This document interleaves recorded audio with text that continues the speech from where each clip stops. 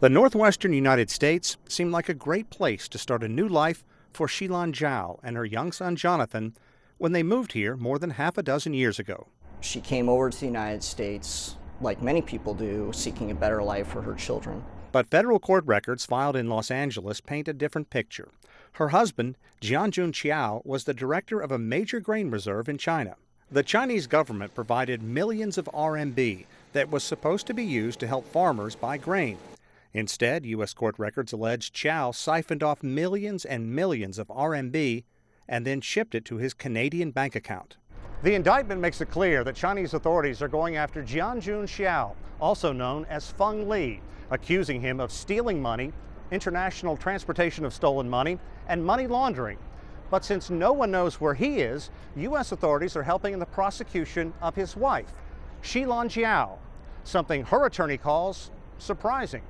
U.S. law enforcement officers have traveled to China to work with investigators in the Henan province as they work to build a case against Qiao and Zhao. Zhao's defense attorney believes with the high-profile U.S. visit of Chinese President Xi, American law enforcement officials are cooperating with China out of a show of good faith, pointing out the U.S. does not have an extradition treaty with China. But a former U.S. federal prosecutor says this is not a case of the United States trying to curry favors. In the U.S. system, if one is convicted of a money laundering offense or an immigration fraud offense, that deprives the individual of certain protections that that person might otherwise have.